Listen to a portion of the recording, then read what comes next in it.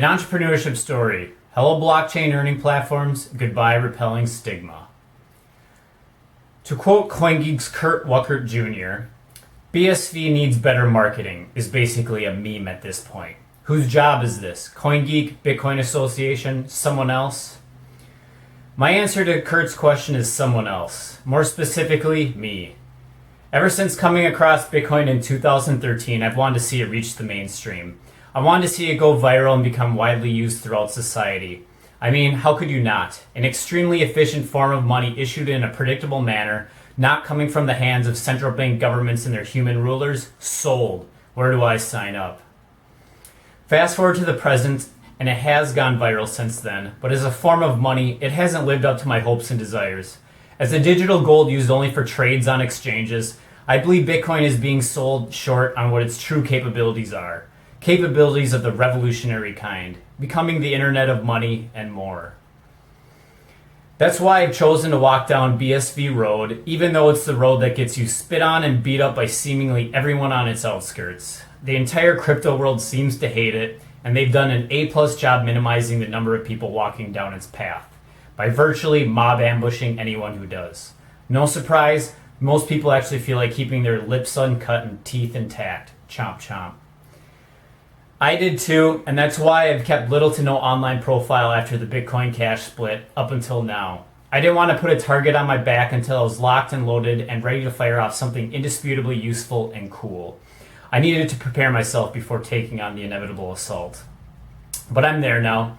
I'm ready to take any detractors head on, albeit with a friendly, non-confrontational approach, and use the skills and knowledge I've gained through my studies and life experiences to expand the small village of BSV into the sprawling metropolis it ought to be. In other words, I'm ready to accelerate adoption and onboard new users. Why am I the man for this job? Because I built the platforms that enable this possibility, and I've spent the greater half of the past decade planning and learning and studying topics that would aid in this endeavor. My goal has been to bring Bitcoin to the masses, to the average, everyday person, and the information I acquired during this time has been relevant towards that goal. Virality, promotion, marketing, branding, psychology, entrepreneurship, business, leadership, writing, coding, UI, UX, and more. So, let me share with you how I put that intel to use thus far, what I intend to do with it going forward, and some key takeaways I gathered along the way. And since one of those takeaways is our fondness for a good tale, let's appease the humanity within and start off with a little backstory appetizer, shall we? Backstory. In the pre-BSV days, I wrote articles under the alias Bitcoin Optimist on Ryan X. Charles and Clement Lay's micropayment platform, yours.org. I wanted to become a better writer and write a book at the time, so I turned to the masters of the craft and read helpful nonfictions like On Writing Well by William Zinsser and On Writing by Stephen King. Then, I practiced the art by posting articles related to my Bitcoin passion on yours.org. Not my greatest handiwork there, but you've got to get those reps in if you ever want to purify your verbal sludge. Eventually, yours.org advertised a job opening for a community promoter or marketer of some sort. Because I had the passion, ideas, and read quite a few books related to the subject, I really wanted that job. But I didn't have any actual experience in the field, and to keep this story short, I didn't get the gig. Sad day. I did, however, brainstorm and write a list of potential micropayment options a platform like this could offer, and it also set into motion the next phase of my life. I enrolled in a coding bootcamp to build what I envisioned. Themed earning platforms on Bitcoin SV. An eternity later, the code-based MVP, minimum viable product, for my first theme platform is ready to launch. In truth, they basically all are, or at least the first two. Tipstampers.com and Storydrafterscom. Tip Gamers and Diet Matador can come later. I say that because they're all pretty much the same thing in terms of functionality, and besides some slight variations, the same code base will be used by each. Update a few things here, add a few things there, and presto, the earning platform family tree grows one branch larger. But this begs the question, why launch multiple platforms in the first place? Why not just launch one that does it all, like an earning platform Reddit of some sort? Well, for my answer to make sense to you, you probably need to know how the platforms actually work. So let's push the pause button on that question for now and flick the switch that sheds light on the platforms themselves. How the platforms work. First, visualize your typical social media platform. You have your followers, your feed, your notifications, your profile, your likes, your posts, and your comments. All of these features are included, and small BSV micropayments are tied to each action. For example, to comment on someone's post, you send them 5 cents in order to do it. The effect this has is enabling the content creator to earn money while filtering spam and trolling at the same time. On our platforms, trolls gotta pay to troll. To unlock this money-making avenue for creators, there's typically a small price to publish content, usually a dime, which goes to the platform itself. This is primarily how the platform generates revenue, and once again, how we filter spam and trolling. This is also where the internet's old rules have changed and the freshest game in town begins. Ready, set, go.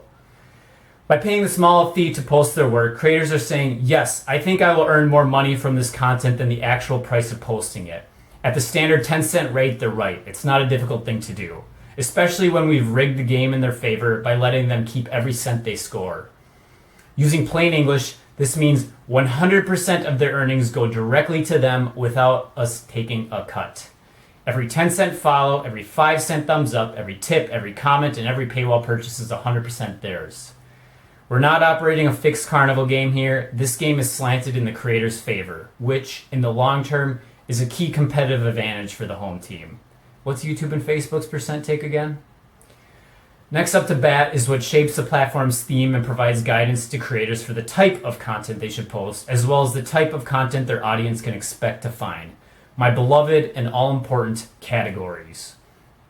For example, Tipstampers.com was originally designed for the BSV community. It was previously called BitcoinOptimist.com. So the categories there were tailored to the community's interests and what was important to them. Apps, business, entrepreneurship, coding, gaming, etc. Professional but fun with a LinkedIn vibe was what I was going for there. Now, a similar vibe applies, but has since evolved into something less niche and more inviting for everyone with an expanded category list that accomplishes this trick. More on that later. Storydrafterscom, on the other hand, is a blogging, writing, and storytelling platform, so the categories there are tailored to induce creativity in a seemingly forgotten art form. Did you know there are 2.5 billion blog posts published each year? Google does. When it comes to deciding on themes for earning platforms and categories to include, there are a number of things to consider, but to keep your head from overflowing, I'll boil it down to just a few. Overall, what content types would the creator's audience appreciate enough to voluntarily send them paid likes and tips? Twitch TV proved this model works in the gaming world, but what other markets or content types would produce this behavior? The best bet here is to adhere to the virality requirements outlined by Wharton professor Jonah Berger in his masterpiece of a book, Contagious, by creating categories that steer creators into producing useful, interesting, or awe-inspiring content. Because that's what people share, what makes them care, and would motivate them to send money through the air. Increases the odds, at least. By adhering to these virality guidelines, your category flops will be minimized and you'll lead a way to the red carpet for the stars. And now that you've got a basic idea of the earning platform concept, we'll conclude this act and start a new scene by opening the curtains on that one lingering question. Why create multiple platforms in the first place and not just one that does it all? Why a one-size-fits-all earning platform doesn't quite fit. The honest answer is it could. There's no supreme law of the land declaring it couldn't. And to be totally frank, since originally writing this piece, my stance has softened quite a bit. Since then, BitcoinOptimist.com morphed into Tipstampers.com, and that forced me to do some deep rethinking.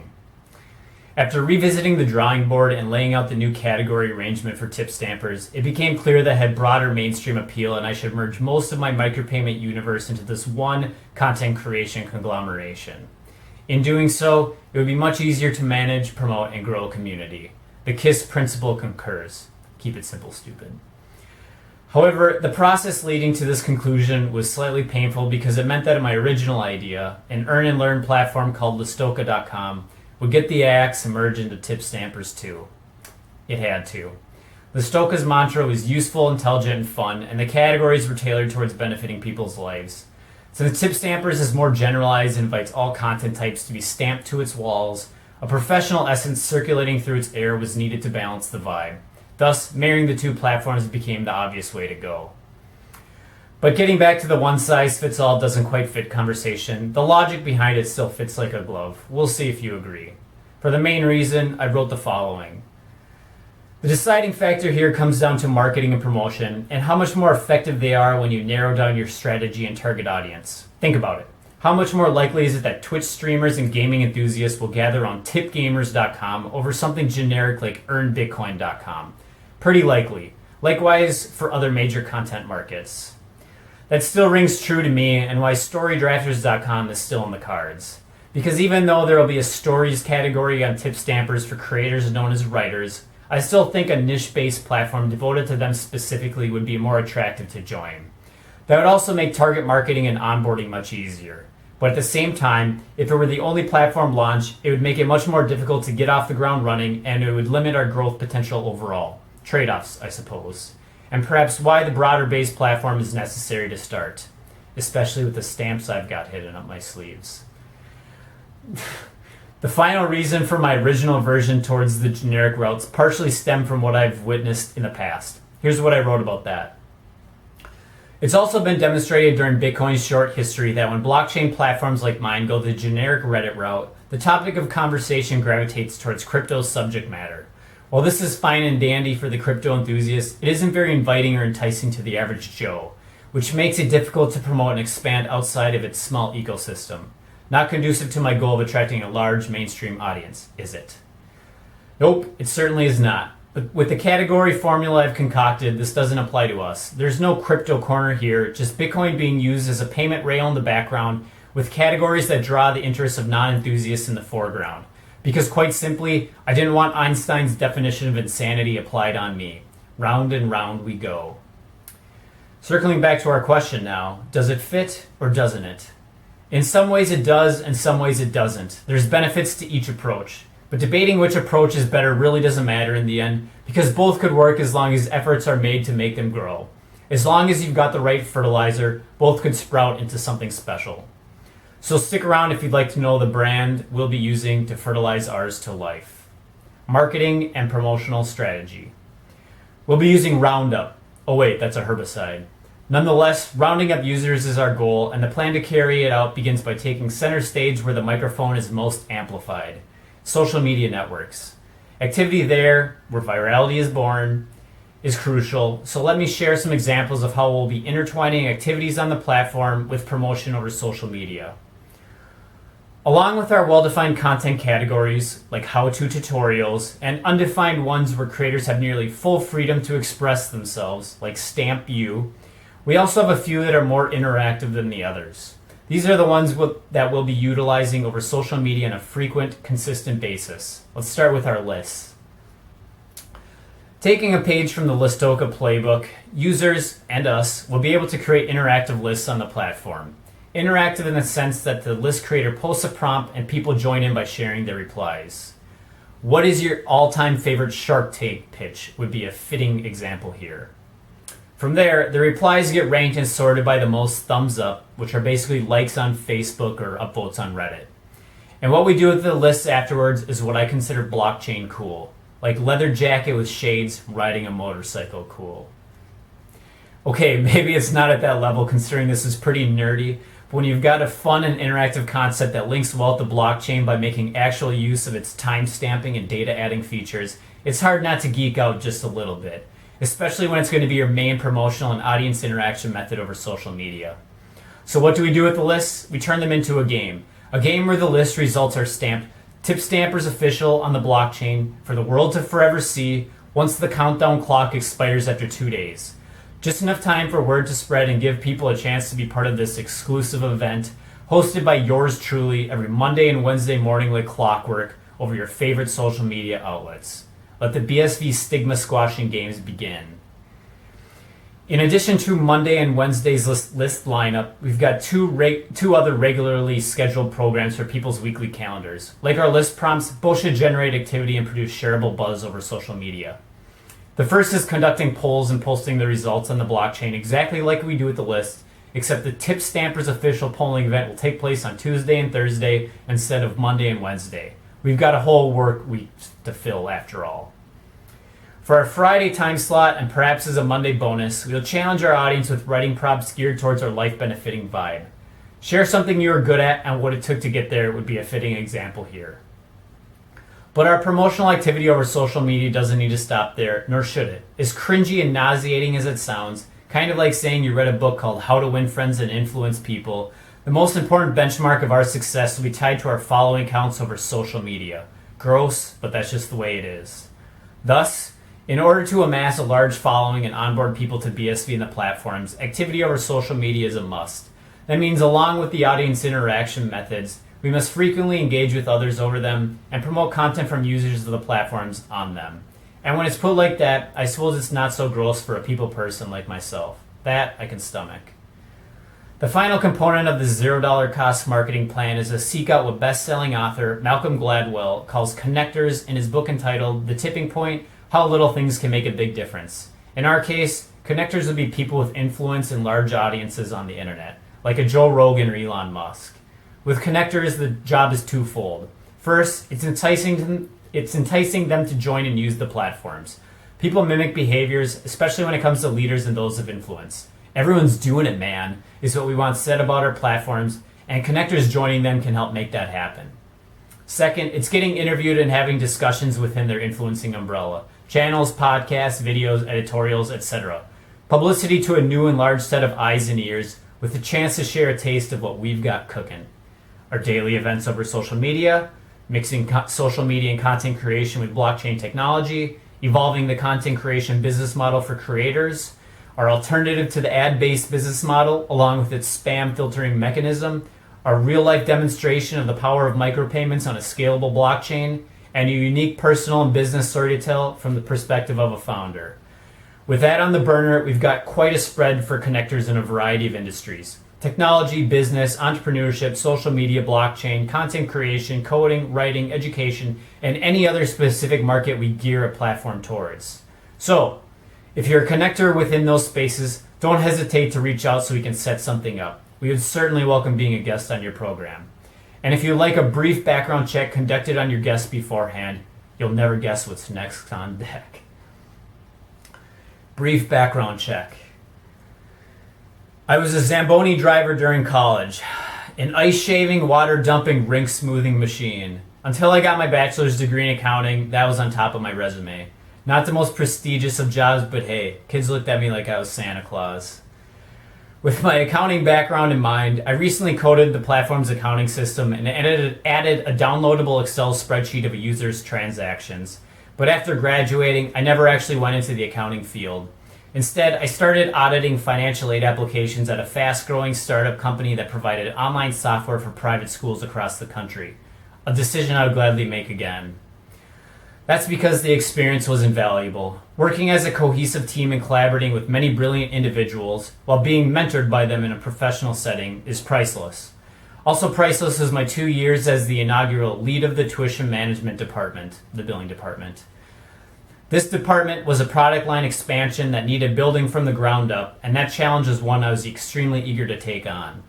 Under that role, I had a great boss. She gave me her full confidence, and so did everyone else. My input was valued and encouraged, and I was given nearly free rein to do what I thought was best. I felt like an intrapreneur, and it made me want to become an entrepreneur. I devised a training system for new hires, trained them, directly led a small team, wrote teaching material, handled the billing supervisor calls, made tough decisions, kept morale high, and formed ongoing relationships with school administrators, the clients. It was a defining experience that gave me the confidence to do anything I set my mind to. I also worked with developers to improve the website's user interface as well as the user's experience on it, a concept known and abbreviated as UI/UX. Basically, I would share my suggestions and reasoning, then after some discussion and clearance from above, they would then implement them on the website itself. Something quite satisfying to see, I must say. Fast forward to now, and I'm not just the one providing the suggestions, but the one doing the actual implementing. Maybe my experience there was a precursor or sign of things to come, one can't say for sure, but it is a precursor to what we cover next, so I thought it deserved a proper introduction. So please welcome what I care about more than anything else when it comes to the platforms, our users, and creating the best possible experience for them. Delight, delight, delight. Taking care of our users. UI, UX, HandCash, BSV, and onboarding. You know the passion a teenage girl has for Justin Bieber, or did? That's me when it comes to having the best UI, UX possible. A smooth and seamless experience with a visually appealing interface is my jam. Something that looks better than your usual website, something that operates in an intuitive and flowing manner. exactly what's been lacking within the crypto industry to date. Fortunately, I built on BSV and used the HandCash wallet system, so the issues that hinder user experience and plague other blockchain platforms simply don't apply here. We don't have to worry about high fees and failed transactions like Ethereum users, and HandCash broke free from the crypto pack by creating a wallet and API that delivers a great user experience from the get-go. They're butter slick instead of crypto clunky. How has HandCash deviated away from the crypto status quo? For one, users send money to each other via email-like handles, mine is Kelsola, rather than long random strings of letters and numbers. And two, their password reset process is what you'd normally expect on the internet, phone plus email. Not writing down a long list of words and praying to God you never lose them. Saying RIP to your money in that manner can RIP itself. Their product is also well-designed, fluid, and intuitive, and I've done my best to emulate their care for the customer. A familiar web layout, quality design, loading spinners when necessary, smooth page transitions, a detailed FAQ page, and appropriate notification signals are all prioritized to keep our users happy and platform buttery. Over a decade in the customer service industry has taught me well. But when it comes to HandCash specifically, my favorite part is that users can purchase BSV with their credit card directly through their app. By building this bridge, the onboarding process has been streamlined and simplified. No actions need to be taken outside of their app. Everything can be done exclusively with them. It's a beautiful, beautiful thing that makes my onboarding job a whole heck of a lot easier. Now, while HandCash may offer BSV purchases through their app, not every person can go that route. And we don't want any roadblocks impeding that onboarding process. So while most categories have a price to publish, we also include a free introductory category where users can get their BSV start simply by introducing themselves to the community. Once they do, other generous community members can start pinging BSV directly into their HandCash wallet. A positive and welcoming first experience with BSV and the platforms, wouldn't you say? I think so, and I also think I painted a clear enough picture regarding onboarding, marketing, and UI UX. So let's put the paintbrush down there and start chiseling away at something else. And since we've only scratched the surface on the business side of things, let's dig a little deeper into this vitally important substance. Look out below, down the business rabbit hole we go. The business side of things. As they say, it's all about the Benjamins, or in this case, Satoshis. And I have to agree, it doesn't do much good to launch a website platform without a plan to turn it into a legitimate, economically viable business. The costs to maintain a website and database are very, very real. So making money must be built into the business's bedrock. As our eyeball count grows, we could go the annoying ad route like the rest of the internet, but that slings mud on the user experience and leaves you keeping extra tabs on your users. In this day and age, they're not too fond of that, and neither am I. Plus, the ad-based business model isn't very powerful in a website's early stages. It only gains power once your eyeball stat chart starts forming a mountain. Upon launch, the advertising model is weak. Your cash flow is non-existent. Expenses are still very real. With Bitcoin payments, there's an alternative. You can take advantage of its programmable nature to get paid on demand by the click of a button from the second people start joining and using your app. In our case, we get paid when creators publish content. The amount we get paid per post is at a micropayment level, so even though we generate revenue from the start, our cash flow could certainly use improvement. To boost our cash flow, users of the platform can purchase membership, which removes the cost of publishing altogether.